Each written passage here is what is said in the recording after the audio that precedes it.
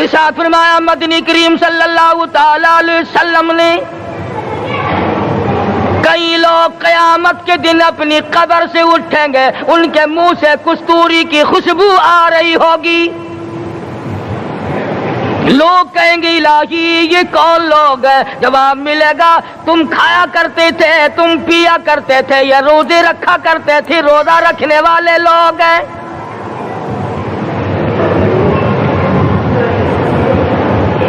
ملتان کے دوستو، اگر تمہاری یہ تمنا ہو کہ ہم قیامت کی پیاس سے بچ جائیں، 50,000 سال کی شدت والی پیاس سے بچ جائیں، قیامت کے دن والی گھبراہٹ سے بچ جائیں، قیامت کے خوفناک عذاب سے بچ جائیں، اگر 50,000 سال کی دھوپ سے بچنا چاہتے ہو، شدت سے بچنا چاہتے ہو۔ السلام علیکم ورحمۃ اللہ وبرکاتہ۔ آج لے کر آئے ہیں ہم آپ کے لیے قاری حنیف ملتانی رحمۃ اللہ علیہ کا بیان، جمعہ کا دن، قیامت کا پہلا دن، قیامت کا خوفناک منظر۔ چلیے دوستو، دیر نہ کرتے ہوئے اس بیان کو شروع کر لیتے ہیں۔ بسم اللہ الرحمن الرحیم۔ سے بچنا چاہتے ہو، شدت سے بچنا چاہتے ہو، گرمی سے بچنا چاہتے ہو، پیاس سے بچنا چاہتے ہو، مسلم شریف کی روایت میں ہے ایک آدمی کی زبان اتنی باہر لٹک جائے گی اس پہ 18 آدمی کھڑے ہو سکے۔ ان تمام پیاسوں سے، گھبراہٹوں سے اگر بچنا چاہتے ہو، اتنی شدید گھبراہٹ آئے گی، اتنا سخت ماحول بن جائے گا۔ قرآن کریم کہتا ہے یا ایھا الناس اتقوا ربکم، ڈرو اپنے پروردگار سے جتنے تمہیں آنکھیں دی۔ اتقوا ربکم، ڈرو اس پروردگار سے جس نے زبان دی۔ اتقوا ربکم، ڈرو اس پروردگار سے جس نے اولاد دی۔ اتقوا ربکم، ڈرو اس پروردگار سے جس نے کاروبار دیا۔ ڈرو اس پروردگار سے جس نے ہاتھ دیے، جس نے پیر دیے۔ فرمایا اتقوا ربکم ان زلزلۃ الساعۃ شیء عظیم، اتنا سخت گھبراہٹ ہوگا قیامت کے دن۔ نبی کریم صلی اللہ علیہ وسلم نے فرمایا اگر کوئی اس پیاس سے بچنا چاہتا ہے، اس گھبراہٹ سے بچنا چاہتا ہے، تو ایک ہی صورت ہے کہ وہ رمضان کے روزے رکھا کرے۔ حدیث میں آتا ہے کہ قیامت کے دن اللہ پاک جل شانہ عرش عظیم کے سائے میں کچھ لوگوں کو دسترخوان پہ بٹھا کر کھانا کھلائیں گے۔ اس تباہ کاریوں والے دن، پریشان حال والے دن، جس دن یہ حال ہو، فرمایا یوم یفر المرء من اخیہ و امہ و ابیہ و صاحبتہ و بنیہ، اما ابا بیوی اولاد کوئی بھی کام آنے کو تیار نہیں۔ حالات اس طرح سے دگرگوں بن جائیں گے۔ فرمایا کلا اذا بلغت التراقی وقیل من راق وظن انہ الفراق والتفت الساق بالساق الى ربک یومئذ المساق۔ فرمایا موت تمہارا کام آ کر تمام کر دے گی، یہ ہاتھ کام نہ کریں گے، یہ آنکھ کام نہ کریں گی، یہ پیر کام نہ کریں گے، یہ دل و دماغ نکما ہو جائے گا، یہ بیوی بچے کام نہ آئیں گے، یہ دھن دولت کام نہ آئے گی، تمام کا تمام نظام کائنات بیکار ہو جائے گا۔ تو خداوند کریم نے رمضان المبارک کے ساتھ ساتھ شب قدر کی حاج کی رات عطا فرمائی، اور یوں فرمایا اے میرے محبوب آپ رویا نہ کریں، آپ غم زدہ نہ ہوں، آپ پریشان حال نہ رہا کریں، میں نے تیری امت پہ کرم کر دیا، ایک رات ایسی عطا کر دی جو 1000 مہینوں سے بہتر ہے۔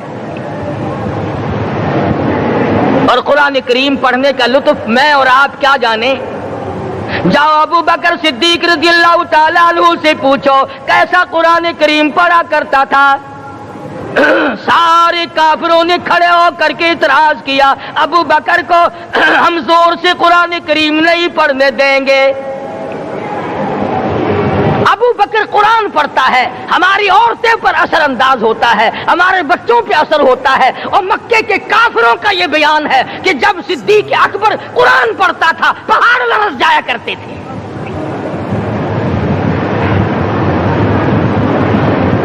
صدیق سے قرآن پڑھنا سیکھو۔ فاروق اعظم نے اسی قرآن کریم کے ذریعے سب کچھ حاصل کیا۔ ساری رات فاروق اعظم قرآن کریم کی تلاوت کیا کرتے تھے، ایک ایک رکعت میں پورا ختم قرآن کرتے تھے۔ آج تو یہ باتیں کہانی نظر آتی ہیں۔ صدیق اکبر سے قرآن پڑھنا سیکھو، فاروق اعظم سے قرآن کریم پڑھنا سیکھو۔ سیدنا عثمان ذی النورین رضی اللہ تعالیٰ ایک رات میں اور ایک رکعت میں پورا قرآن ختم کیا کرتے تھے۔ نبی کا دوہرا داماد عثمان ذی النورین، جس کو دیکھ کر حضور اکرم صلی اللہ علیہ وسلم فرمایا کرتے تھے، او لوگوں میں عثمان سے حیا نہ کروں جس سے آسمان کے فرشتے بھی حیا کرتے ہیں، جس کا آسمان والے فرشتے بھی ادب کرتے ہیں، میں اس کا ادب نہ کروں۔ سیدنا علی مرتضی رضی اللہ تعالی عنہ ایسا قرآن کریم پڑھا کرتے تھے، سارا زمانہ شاہد ہے، سارا زمانہ گواہ ہے کہ جب وضو کرتے رنگ پیلا پڑ جاتا، مسجد میں قدم رکھتے بے ہوش ہو جاتے۔ کسی نے پوچھا امیر المومنین کیا بات ہے؟ فرمانے لگے اللہ کے دربار میں کھڑا ہونے لگا ہوں، ڈرتا ہوں کوئی بے ادبی نہ ہو جائے۔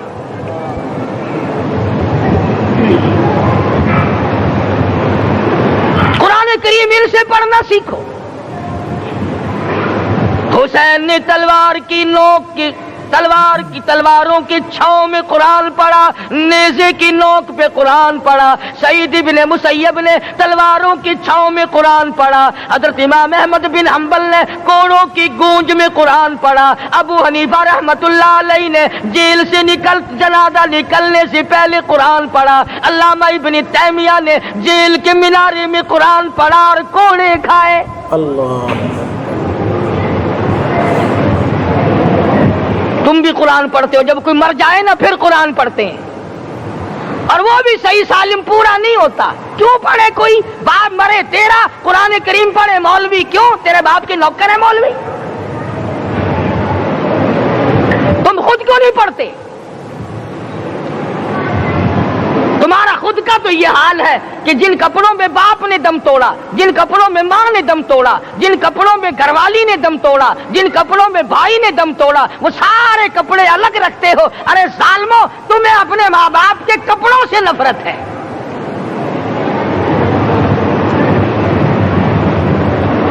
باپ کی دکان سے نفرت تو نہیں، باپ کی چارپائی سے بڑی نفرت ہے۔ جس بستر پہ باپ دم توڑے تم اس بستر کو نہیں استعمال کرتے۔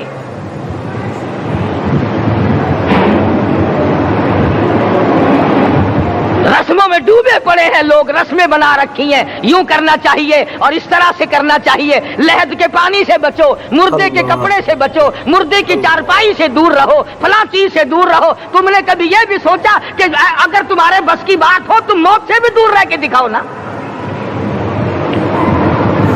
اور وہ تو یہ شکر ہے کہ اللہ پاک نے قانون موت کا اپنے ہاتھ میں رکھا، ورنہ یہ جتنے بڑے بڑے ہیں نا، یہ سارے کے سارے فرشتوں کو پیسے دے کر ہمیں مرواتے رہتے۔ یقین جانو سرمایہ دار اور یہ بڑے بڑے افسر سب بچے رہتے، ہمارا تختہ نکلوا دیتے۔ شکر ہے اسرائیل رشوت نہیں لیتا،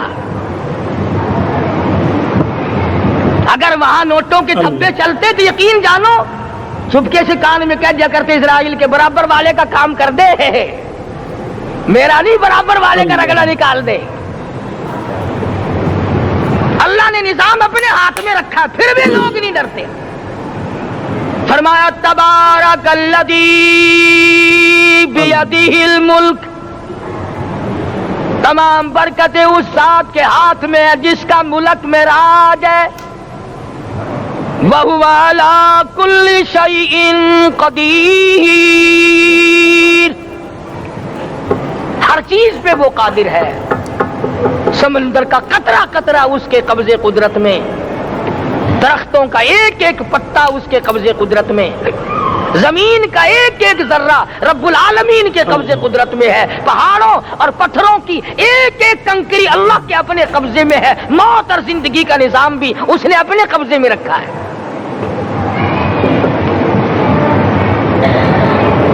قرآن کریم ان سے پڑھنا سیکھو اگر کسی نے پڑھنا ہے۔ مجد الفی ثانی سرہندی رحمت اللہ علیہ جب قرآن کریم پڑھا کرتے تھے، تھوڑا سا پڑھتے پھر بے ہوش ہو جاتے۔ شاہ ولی اللہ نے مار کھا کر قرآن کریم پڑھا، شاہ عبدالعزیز کے دونوں ہاتھوں کے انگوٹھے کھینچ کر نکال دیے گئے، مگر قرآن پڑھا۔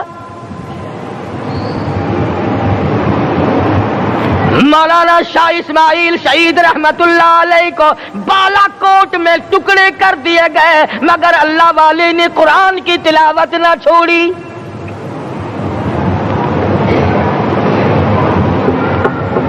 ان حضرات نے قرآن پڑھا ہے۔ ہمیں اگر قرآن کی لذت آ جائے، قرآن کریم کا مزہ معلوم ہو جائے، حلاوت معلوم ہو جائے، ہم تمام زندگی تلاوت ہی کرتے رہیں۔ حضرت لاہوری رحمت اللہ علیہ رات دن تلاوت کیا کرتے تھے۔ ظالم افیسروں نے برف کی سلی پہ لٹا لیا اور حضرت سے کہا گیا کہ آپ اپنے مطالبے ختم نبوت سے دستبردار ہو جائیں، تو حضرت نے جواب دیا میں جان کا سودا کر چکا ہوں، ایمان کا سودا نہیں کرتا۔